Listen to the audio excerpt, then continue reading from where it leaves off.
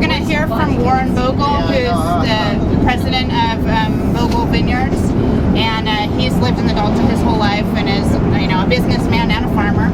So hopefully we'll get an idea of sort of what it's like to. I've never been inside the crush facility, so I just thought I'd bring my 40 closest friends. It's pretty new, yeah. Yeah, it's really new. Park in the loading area. The loading area where it says loading. Can't see it. We didn't see any stop sign. I know. I've Or we were there. it was at the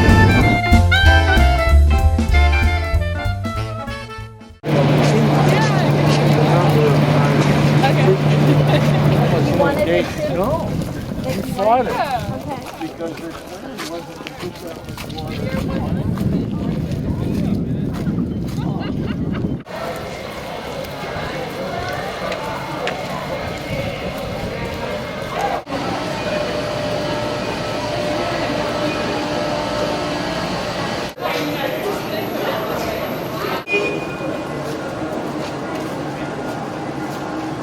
Facility in 2009. It was many years in the making.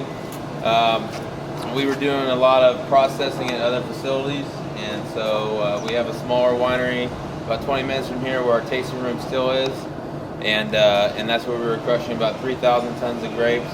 When we were told our total processing was around 25,000 tons of grapes. So we were doing a lot at other facilities around the state. So we decided to make the investment and build this facility. So we started in 2009 with planning and building.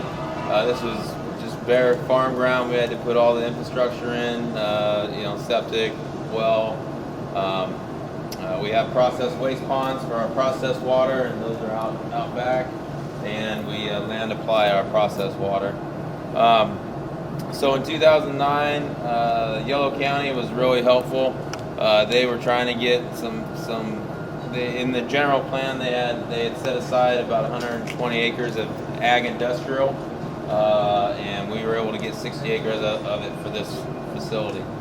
So that means if we want to build, we still have to get permits to build, but we don't have to go in front of a planning commission or any sort of supervisor approval. It's already approved within the ag industrial. So that was a big help, and that was part of the reason we did it. Another part of the reason we kind of finally did it was the change of the flood zones, the FEMA 100 year. Yeah, this area was 200 year. You could always build, and then when they remapped, it became 100. So they kind of said, well, if we're going to do it, we need to do it now. So we have been able to build some buildings since then, and there's a lot of awnings around here connecting some buildings. So if we can still build some buildings. We'll have to connect them, and we can only build up to 50% of the value of this place, which gives us some room to build. So in 2011, it took 2 years to kind of build, and not all the tanks were here, but a majority of them. So our first crush was in 2011. We did roughly 11,000 tons.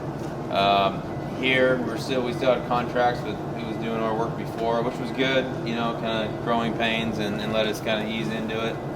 This last year we did 34,000 tons here. So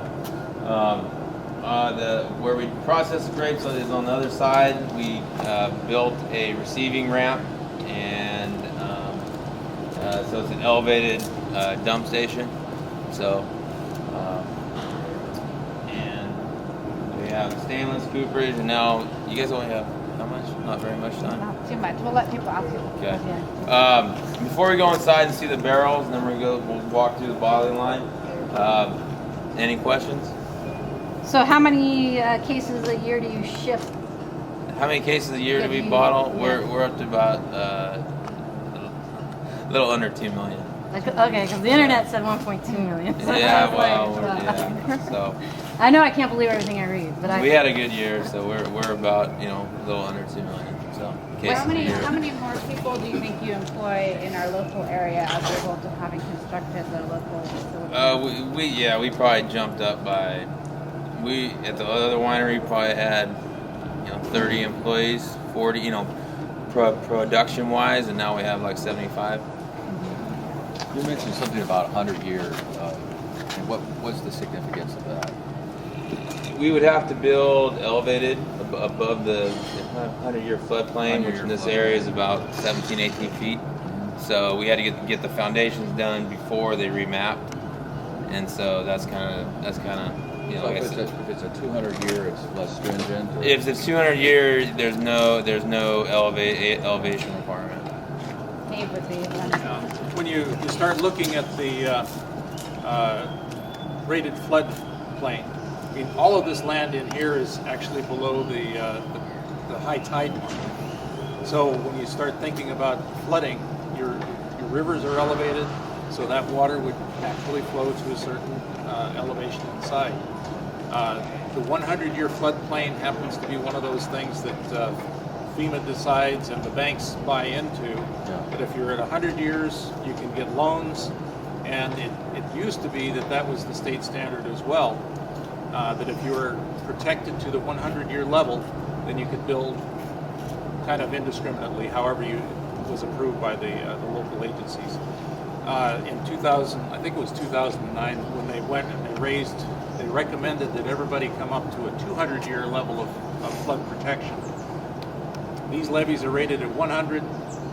You got an additional depth of water that you expect in the river system, so you got to raise the levees. And until those levees are raised, if you're going to build an isolated facility, that facility has to be raised above that 200-year floodplain.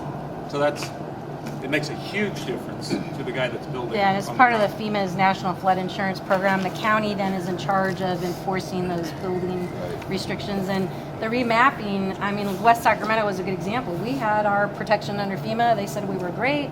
And then literally they started this remapping program, and the very next year they said, oh no, now you're no longer, you know, and so we had to actually locally approve some additional tax assessments to improve the levees even more to get to this new standard they decided we now needed. And that happened across the United States. Even in this area, if you want to you can't even build a house now unless you build it Elevated. And had it not been so foggy, I would have pointed out some of those houses as we came down Jefferson Boulevard.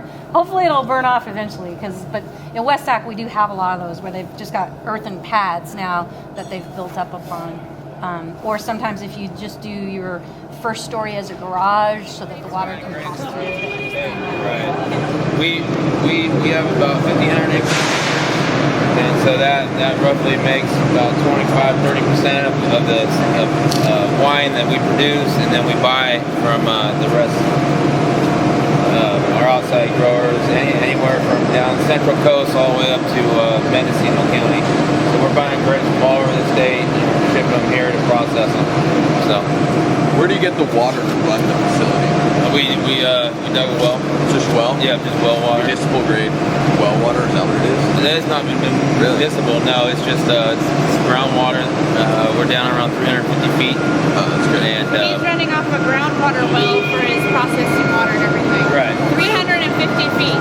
Yeah, and pretty much all the homes and businesses in the Delta are on wells. I don't think There's no city hookups where we're going to be today. Except for where I lived, in West Sac. And there's no big treatment facility or infrastructure to deliver the water. No. Right. Yeah. So you're kind of on your own now. Our distributors will pick up in West Sac and deliver it across the country. Yolo County likes you. Sorry? Yolo County likes you. Yeah. If you overseas shipments, are they going out of other ports? We don't export that much, Yeah. but I know we've exported some stuff out of Oakland before.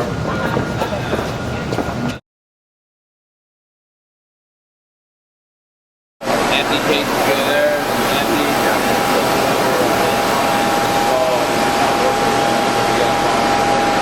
He said 220 bottles a minute can be filled here and put into boxes.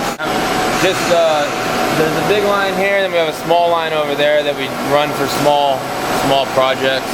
So yeah, annually this thing will do about 1.5 million on one shift, and then if we need more, we'll go to 2 shifts. So, but sorry, it's not working right now. It should be moving. Huh? It should be moving. It should be moving. Okay.